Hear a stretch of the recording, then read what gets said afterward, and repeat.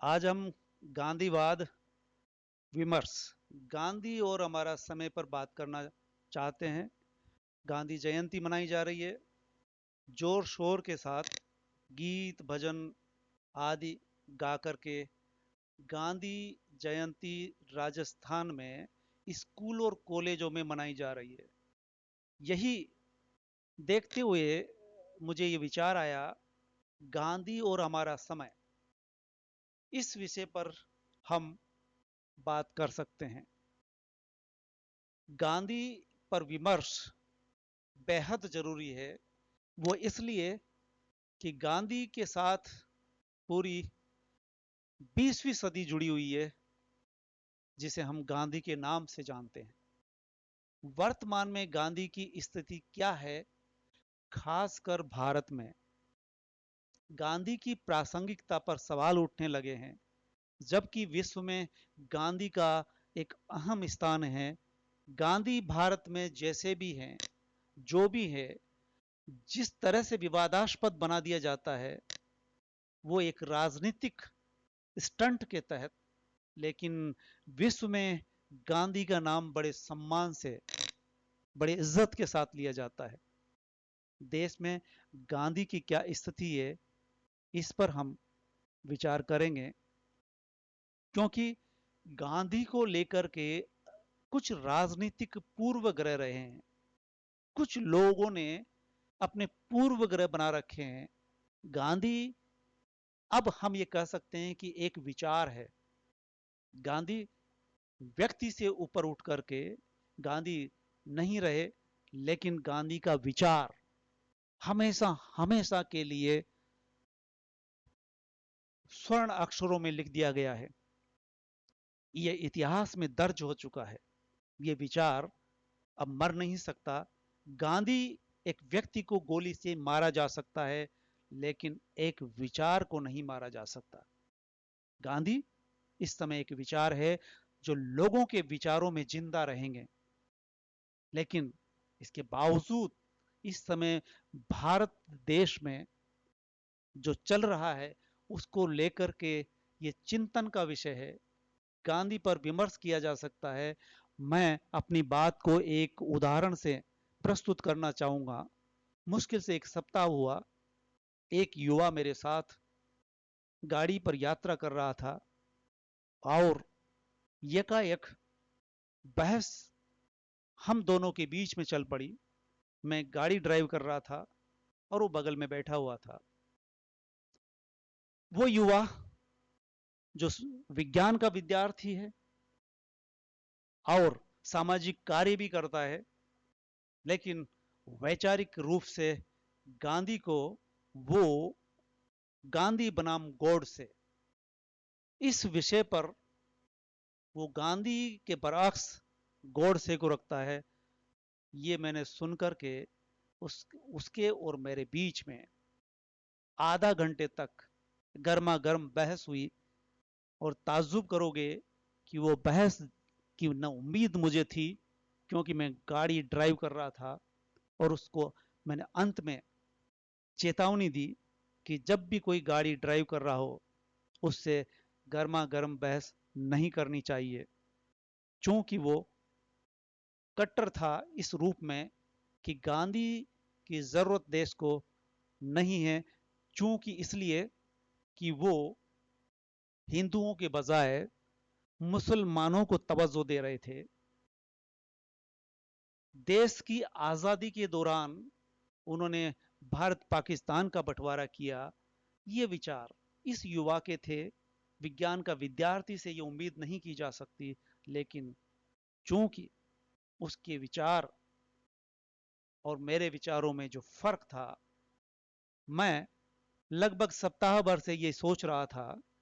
आज ये वीडियो बनाने का मकसद शायद इसीलिए कि मैं अपनी बात कह सकूं और ऐसे युवाओं तक, ऐसे ऐसे कट्टरपंथी लोगों तक अपनी बात रख सकूं। और मैं उम्मीद करता हूं कि ये बात दूर तक जाएगी। वो लोग जो असहमत हो, वो भी अपनी बात कह सकते हैं, टिप्पणी कर सकते हैं, स्वागत है। क्योंकि लोकतंत्र का ये तकाजा है कि तार्किक रूप से अपनी बात की जाए, बात को आगे बढ़ाया जाए, तो बात चाहे कितनी भी विवादास्पद क्यों न हो, किसी न किसी निष्कर्ष तक अवश्य पहुंचेगी। ऐसे युवा जो देश के कर्णधार है, कल देश की बागडोर संभालेंगे, देश को सही दिशा मिले। गांधी का अहम स्थान रहा है, पूरी सदी और आगे आने वाली सदियां गांधी जी को याद रखने वाली है। ऐसे में देश में आरएसएस के नाम से एक संगठन जो बाकायदा गोडसे के मंदिर बनाने की जद्दोजहद में लगा होता है, और मैंने गांधी को क्यों मारा, इसका नाट्य मंचन होता है।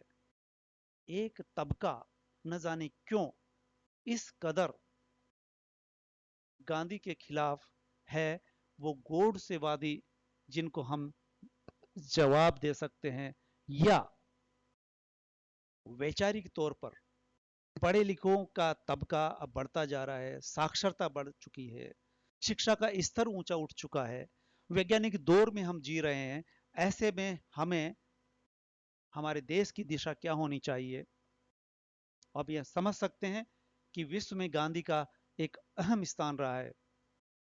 ओबामा से लेकर मार्टिन लूथर किंग तक, नेल्सन मंडेला जिन्हें महत्वपूर्ण शख्सियत मान करके उनके पद चिन्हों पर चलते रहे, ओबामा जो अमेरिका के एक शक्तिशाली देश के राष्ट्रपति हुआ करते थे, उन्होंने एक बार कहा था कि मेरा एक सपना है, और सपना बस इतना है कि मैं गांधी जी के साथ नाश्ता करता हुआ, मेरा एक सपना है कि ऐसा सपना जो कि मैं अपनी टेबल पर गांधी जी को सामने बैठा हुआ पाऊं, और ऐसा लगे कि जैसे मैं उनके साथ नाश्ता कर रहा हूं। ये उनके एक विचार थे, एक आदर्श था कि गांधी क्या थे। चलिए हम एक सवाल से शुरू करते हैं कि कोई व्यक्ति इतनी ऊंचाई कैसे हासिल कर सका। एक व्यक्ति गांधी व्यक्ति विशेष में कमियां होती है, कमजोरियां होती है, शायद वो कमजोरी नहीं, गांधी की ताकत थी, और ऐसी ताकत जो उनके खिलाफ उठ खड़ी हुई थी, जिन्होंने जो उन्हें बर्दाश्त नहीं कर सके और उन पर गोली दाग दी जाती है, लेकिन इसके बावजूद उनकी ऊंचाई कम नहीं होती। और ये ऊंचाई ही है कि इस वर्ष राजस्थान में सर्वधर्म सभा, गीत संगीत भजन आदि गाए गए स्कूल और कॉलेजों में। इससे एक माहौल बना, गांधी को बेहद नजदीकी से समझने का एक अवसर मिला उन युवाओं को जो कल देश की बागडोर संभालने वाले हैं, देश के बड़े नागरिक बनने वाले हैं।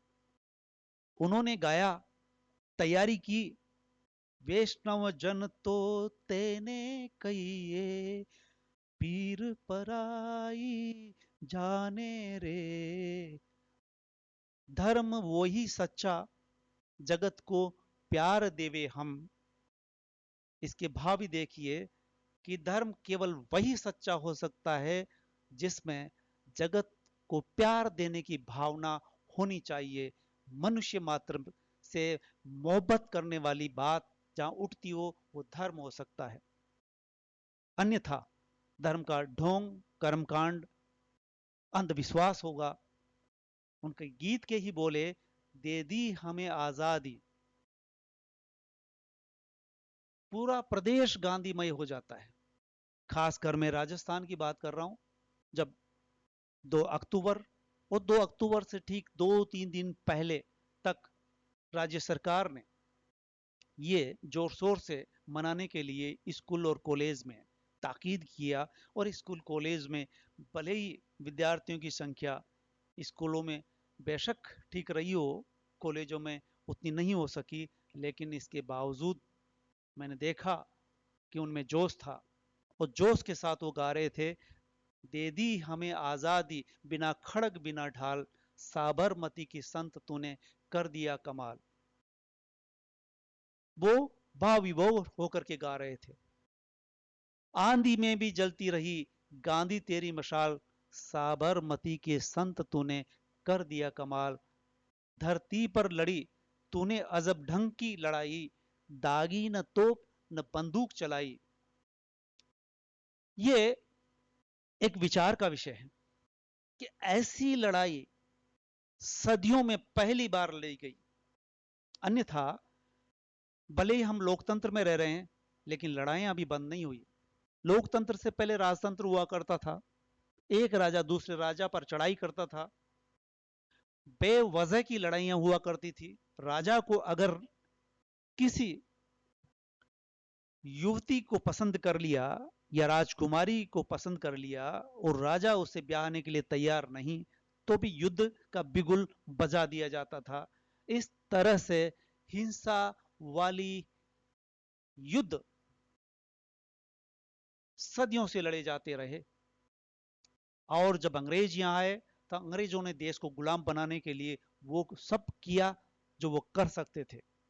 ऐसे में ये एक अहिंसा का पुजारी किस तरह से बना, क्रमशः संत की पदवी तक हासिल की। राष्ट्रपिता का तमगा देश ने इस कारण से दिया कि इन्होंने जो लड़ाई लड़ी, वो कहा, पंक्तियां देखिए, बिना खड़ग बिना ढाल, साबरमती के संत तूने कर दिया कबाल। दे दी हमें आजादी बिना खड़ग बिना ढाल, बिना हथियार उठाए एक ऐसा माहौल पैदा किया। सबसे पहले अपने व्यक्तित्व को बनाया। सत्य, अहिंसा, सत्याग्रह, सविनय, अवज्ञा आंदोलन, ये आज राजनीति में पढ़ाए जाने वाले ऐसे विषय हैं जिस पर लगातार शोध जारी है। इसके बावजूद गांधी के खिलाफ आवाज उठाने वाले आवाज किस तरह से उठा लेते हैं, ये एक चिंता का सबब है। शायद राजस्थान में जिस तरह से ये इस वर्ष 2 अक्टूबर गांधी जयंती को मनाया गया, गांधी के गीत गाए गए और वैचारिक तौर पर निबंध लिखवाए जा रहे हैं। बच्चे शायद हर वर्ष 2 अक्टूबर को मनाते हैं हम, लेकिन इतनी शिद्दत से और इतने मन से नहीं जितना इस वर्ष पूरा सप्ताह मनाया जा रहा है। मैं इसी संदर्भ में मैंने कुछ किताबों के पन्ने पलटे और गांधी जी की महत्वपूर्ण पुस्तक हिंद स्वराज, हिंद स्वराज का भी एक महत्वपूर्ण स्थान है। और आज युवा नहीं जानते कि हिंद स्वराज का क्या महत्व है।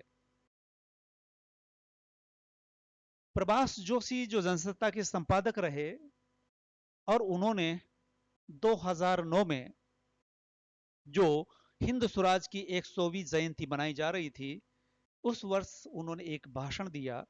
उस भाषण में ये पंक्ति सामने उभर कर के आई कि हमारा दिमाग 3 पुस्तकों पर आधारित है, चाहे वो किसी भी देश का क्यों न हो। एडम स्मिथ की पुस्तक वेल्थ ऑफ नेशन, दूसरी क्रांतिकारी लेखक चिंतक रहे कार्ल मार्क्स जिनकी कम्युनिस्ट मैनिफेस्टो, और तीसरी वो पुस्तक है जो भारत में पैदा हुए महात्मा गांधी जिन्होंने हिंद स्वराज लिखी। और हिंद स्वराज लिखे जाने की भी एक कहानी है कि जो ब्रिटेन से साउथ अफ्रीका जहां से यात्रा कर रहे थे, 10-11 दिन की यात्रा में हिंद स्वराज को लिख डालते हैं। लगातार लिखते हुए वो 10 दिन में से पूरा करते हैं। प्रभाष जोशी अपने भाषण में कहते हैं कि हम जिस तरह से नवरात्रा मनाते हैं, भारतवासियों को चाहिए कि वो नवरात्रा नहीं बल्कि हिंद स्वराज को उसी तरह से 9-10 दिन तक पाठ करें और 10 पेज रोज अध्ययन करते हुए 10वें दिन में इसका समापन कर सकते हैं। हर वर्ष अगर इसका पाठ किया जाए तो वो देश, वो युवा, वो नागरिक वो वही नहीं रह जाएंगे जो पहले हुआ करते हैं। प्रभाष जोशी कहते हैं कि अगले 20 वर्षों में अगर कोई वाद चलने वाला है तो वह हिंद स्वराज से निकलेगा। यानी वो पुस्तक जिसका जिक्र वो करते हैं कि विश्व में 3 ऐसी पुस्तकें हैं जिससे हमारा दिमाग विकसित हो सकता है, जो अलग अलग देश में अलग अलग क्रांति की है।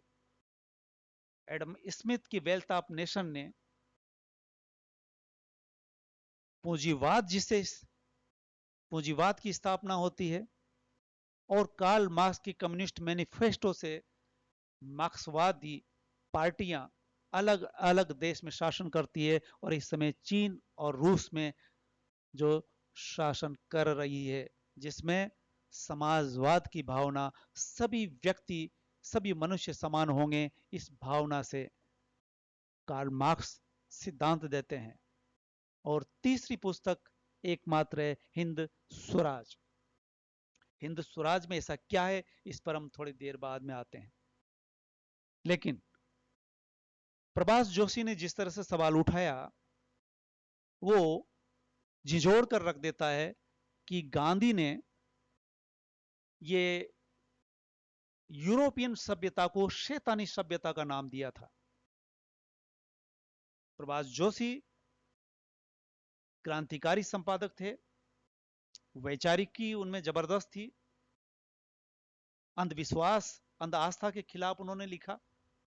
वो कहते हैं कि जब पृथ्वी का तापमान 3 डिग्री बढ़ जाएगा तब विश्व वही नहीं रह जाएगा।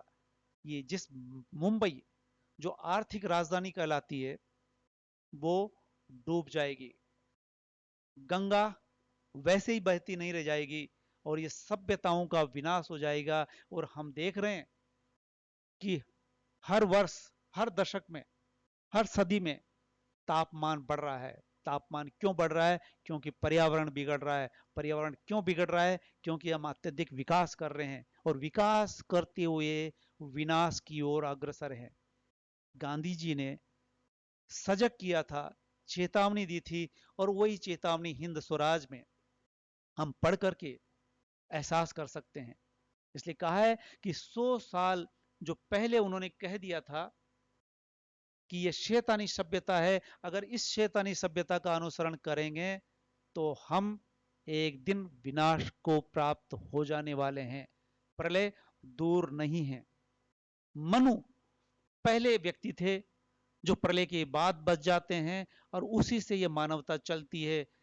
वही दिन दूर नहीं कि प्रलय के किनारे खड़े हैं। पर्यावरण लगातार बिगड़ रहा है, हम तकनीकी मशीनों पर जितने आश्रित होते जा रहे हैं, ये मशीनें हमें खत्म कर देने वाली है। हम रोबोट को पैदा कर रहे हैं, हम इतने आराम पसंद हो गए हैं कि पर्यावरण को बिगड़ता हुआ पर्यावरण हमें दिखाई नहीं दे रहा, लेकिन हम हाथों से काम न करें। और गांधी जी की चिंता यही थी। गांधी जी बहुत बड़े विचारक थे, देश के संदर्भ में कई तरह से सोचते थे। हम 14 सितंबर को हिंदी दिवस मनाते हैं, इस संदर्भ में भी आपका वक्तव्य बहुत मायने रखता है कि आप चाहते थे कि हिंदुस्तान आज़ाद हो। हिंदुस्तान आज़ाद हो जाएगा तो उसके बाद उसकी अपनी भाषा होनी चाहिए।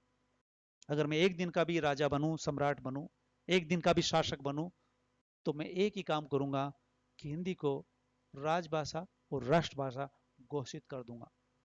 यानी भाषा का, अपनी भाषा का कोई विकल्प नहीं। इसलिए गांधी जी ने कहा था कि कह दो दुनिया वालों से कि गांधी अंग्रेजी नहीं जानता। हिंदी लोकतांत्रिक भाषा है, सरकार को लोग चुनती है, इसलिए लोक की सरकार है, तब लोक का आधार उसकी भाषा ही हो सकती है। इसलिए गांधी जी कहते थे हिंदी का कोई विकल्प नहीं, यानी हिंदी का विकल्प कोई नहीं।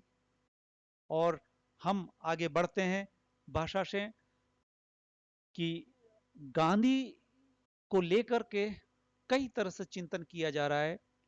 जे डगल्स यूरोपियन थे, उन्होंने एक पुस्तक लिखी, गांधी एंड द अनस्पीकेबल। इस पुस्तक में वो वो अकथनीय बात कह देते हैं J Douglass, Gandhi and the unspeakable.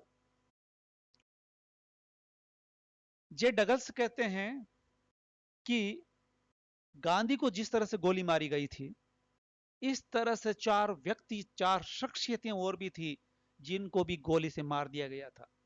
वो थे अमेरिका के राष्ट्रपति John F Kennedy, Martin Luther king, Malcolm x और रॉबर्ट एफ कैनेडी।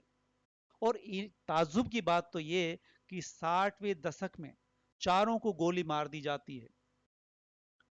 और एक घटना जिसे हम जॉन एफ कैनेडी की, वो घटना जिसके कारण उनको गोली मारी जाती है, वो देखिए कि मनुष्यता के लिए जो भी आवाज उठाता है, काम करता है, वो अंततः गोली का शिकार क्यों कर होता है। महात्मा गांधी को गोली लगती है, ये सबको पता है।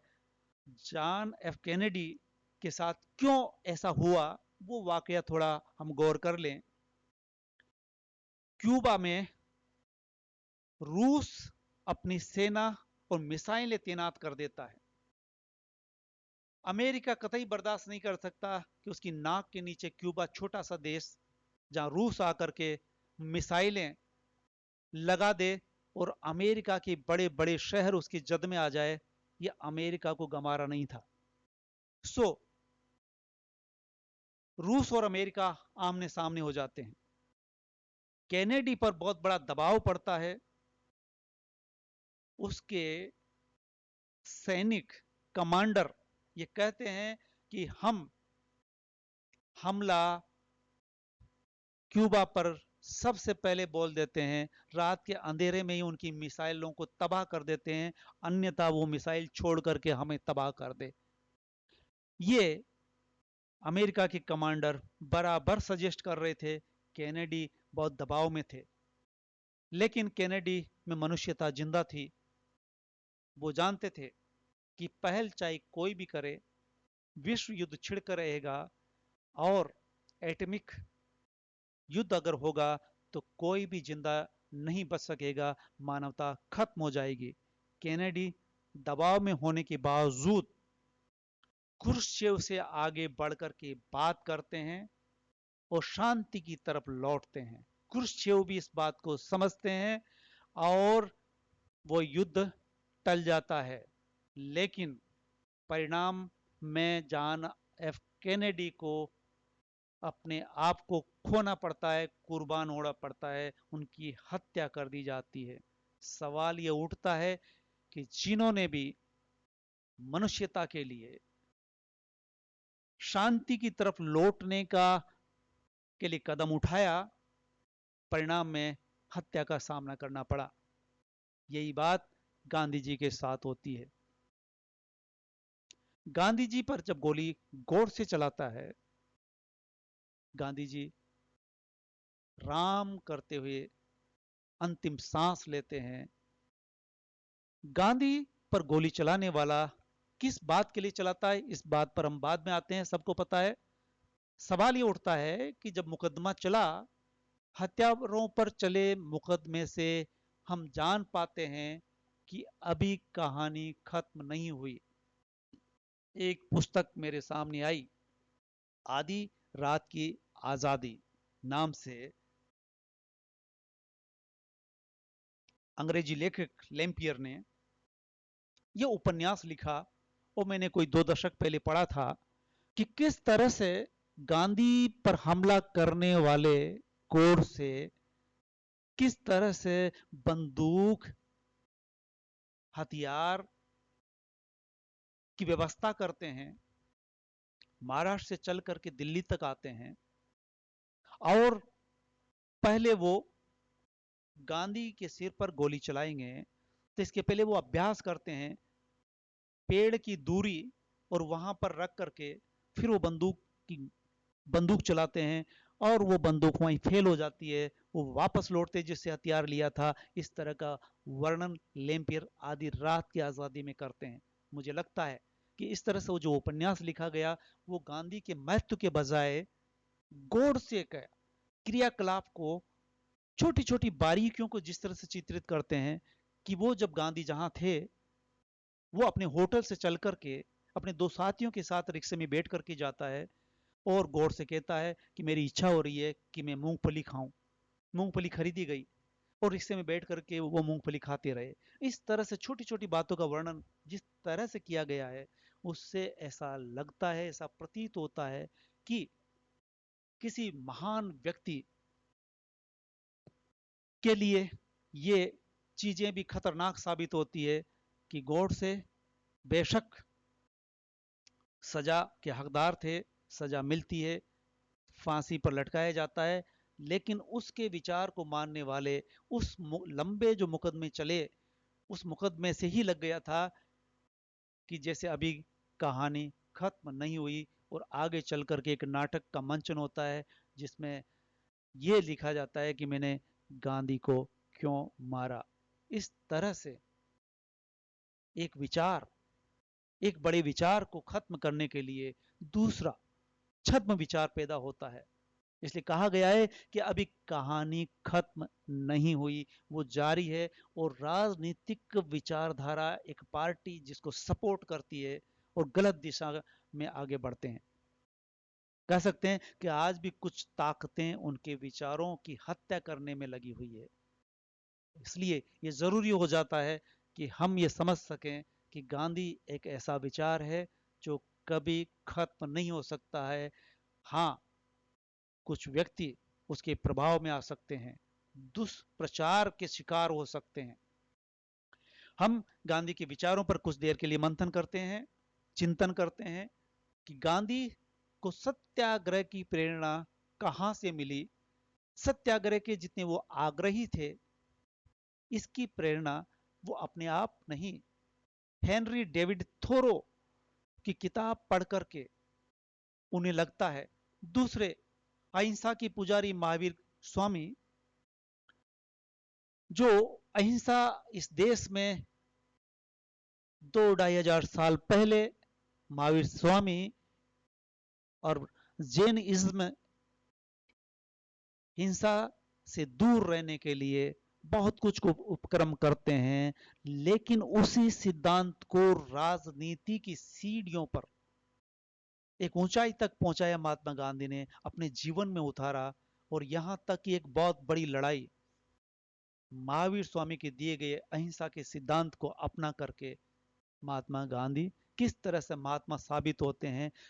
बंदूक, तोपें, पिस्तौलों के सामने छाती तान के खड़े हो जाती हैं, एक लाठी लेकर के। और इस शख्सियत में ये विचार, मरने का डर नहीं, सत्य के लिए वो खाना पीना छोड़ देते हैं, उपवास करते हैं, जेल चले जाते हैं, सत्य का साथ नहीं छोड़ते। जब जज भी उनको जेल जाने का और वर्षों की जेल का फैसला देते हैं, तो वो भी सिर झुका लिया करते थे। यही चीजें देख करके कहा गया है, अल्बर्ट आइंस्टीन जो साइंटिस्ट रहे, उन्होंने कहा था कि आने वाली पीढ़ी शायद ही विश्वास करे कि हाड़ मांस का पुतला ऐसा हुआ था। गांधी जी इंसानों में चमत्कार थे। ऐसे गांधी के बारे में हम भारतवासी, जिसको लेकर के विश्व फक्र करता है, और हम द्वंद्वग्रस्त हैं। हम एक कदम आगे बढ़ते हैं, दो कदम पीछे हटते हैं। उस व्यक्ति को समझने के बजाय, उस मूर्ति को गढ़ने के बजाय उस मूर्ति को तोड़ने में लगे हैं। उस विचार को संबल देने के बजाय उस विचार को कमजोर करने में लगे हैं। ये एक चिंता का सबब है कि गांधीवादी कम होते जा रहे हैं, बल्कि गांधी पर बोलने वाले, विचार करने वाले का टोटा पड़ रहा है। ऐसे में इस वर्ष गांधी जयंती मनाने का जो बीड़ा उठाया और जिस तरह से याद किया गया, इससे मुझे भी लगा कि ये चिंतन होना ही चाहिए। चूंकि गांधी एक विचार थे और विचार ये चलता रहेगा, क्योंकि जब साहित्य उस विचार को लेकर के लिखा जाता है, पात्रों के रूप में गढ़ा जाता है। ऐसा ही उपन्यास प्रेमचंद ने रंगभूमि के रूप में लिखा। प्रेमचंद के कहानी उपन्यासों में कई पात्रों में गांधी के विचारों को महसूस किया जा सकता है। रंगभूमि का सूरदास, वो सूरदास जो भक्ति काल में आंखों से अंधा और कृष्ण की बाल लीलाओं का हूबहू भाव विभोर होकर के चित्रण करते हैं, वही सूरदास को लेकर के प्रेमचंद किस तरह से उसे गांधीवादी विचारों से रंगते हैं, तैयार करते हैं। और जॉन अंग्रेज से जो सिगरेट की फैक्ट्री लगाना चाहता है, गांधी के हथियार से वो लड़ता है और एक जगह कहता है कि हम ये मत समझना कि तुम्हारे वार ने हमें हरा दिया, जब तक कि हम हार न मान लें। माना कि हम हार गए, गिर गए, लेकिन हार नहीं मानते, फिर उठ खड़े होंगे, फिर लड़ेंगे। ये जज्बा उस सूरदास में प्रेमचंद भरते हैं और जॉन से वो बराबर टक्कर लेता है। कुछ ऐसी जमीन जो खाली पड़ी हुई है, वो जॉन उसे लेना चाहता है। वो कहता है कि इसमें कुछ नहीं होता, लोगों को रोजगार दूंगा। सूरदास बराबर कहता है कि तुम जो रोजगार दोगे, लेकिन ये जो प्रोडक्ट होगा, तंबाकू, जो जहर है, लोगों के लोगों के शरीर में फैलेगा, बीमारियां बढ़ाएगा, ऐसी फैक्ट्री मेरी जमीन पर नहीं लग सकती। और वो जमीन नहीं देता जीते जी। इस तरह से हम कह सकते हैं कि गांधी एक विचार के रूप में हमारे बीच में हमेशा रहने वाले हैं। ऐसे में हमें हिंद स्वराज का पाठ करना चाहिए। हिंद स्वराज में क्या है, चलिए हम इस पर कुछ देर के लिए विचार कर लेते हैं। हिंद स्वराज, जैसा कि पहले बताया था, कि महज 10-12 दिन में लिख दी गई ऐसी पुस्तक जो उनके सपनों का भारत होगा। स्वराज स्वयं का ही राज होगा। उसमें कुछ खास बिंदुओं को लेकर के उन्होंने बात की, और बात भी इस तरह से कि संपादक को पाठक पत्र लिखते हैं और कुछ सवाल करते हैं, उसका जवाब संपादक देता जाता है। और इसे कहते हैं कि जवाब की शैली में लिखी गई ये पूरी पुस्तक है, जिसमें पढ़ने वाले पाठक अक्सर सवाल रखते हैं और संपादक जवाब दे रहे हैं। क्योंकि गांधी जी ने कई पत्रिकाएं निकाली थी, पत्रिकाओं का संपादन किया था, पाठकों के सवालों के जवाब भी दिए थे, तो उसी शैली में हिंद स्वराज लिखी जाती है, जिसमें वकील, डॉक्टर, मशीन, उद्योग, शिक्षा आदि पर विचार किया जाता है। मैं 3 बिंदुओं पर विचार करना चाहूंगा, खास करके मुसलमान। मुसलमानों को लेकर के आज भी द्वंद्व है देश में, इसलिए कि हिंदुस्तान में 80% हिंदू और लगभग 20% मुसलमान रहते हैं। इसके अलावा और भी है जो नगण्य हैं। गांधी जी का विचार था कि धर्म अलग अलग हो सकते हैं, लेकिन उनका लक्ष्य एक ही होता है। इसी से हम धर्म की महत्ता को समझ सकते हैं। धर्म क्या है? धर्म दरअसल व्यक्तिगत, खुद व्यक्ति के विचारों में हो सकता है। जब भी वो भीड़ या समूह का हिस्सा बनता है, तब भटकाव का शिकार होता है। और यही कारण है कि एक धार्मिक व्यक्ति, महात्मा गांधी से बढ़कर कोई धार्मिक व्यक्ति नहीं हो सकता, लेकिन उनका धर्म ये कहता है कि मेरी 2 आंखों की तरह है, मेरी 2 आंखें हैं, एक हिंदू, दूसरा मुसलमान, जिनसे वो दोनों बराबर निगाहों से देखते रहे। मुसलमानों के साथ अगर अत्याचार हुआ तो वो उठ खड़े हुए, और इसी के कारण उनको गोली दागी जाती है, चूंकि वो अंध धार्मिक व्यक्ति थे, कट्टर व्यक्ति थे। और वो कट्टरता आज भी व्याप्त है। इसीलिए गांधी को समझने की जरूरत है। हम 2 बिंदुओं से समझ सकते हैं। वकील और डॉक्टर के पेशे पर हिंद स्वराज में स्पष्टता लिखते हैं गांधी कि वकील दरअसल पूरी जिंदगी अपने स्वार्थ के लिए लड़ता है। 2 लड़ने वालों को लड़ाएगा जिंदगी भर, उससे पैसा कमाएगा। इसलिए वो वकील, न्यायालय और जज, इन तीनों को फिजूल कहते हैं। कहते हैं कि वेश्या के पैसे से भी कमतर पैसा है ये।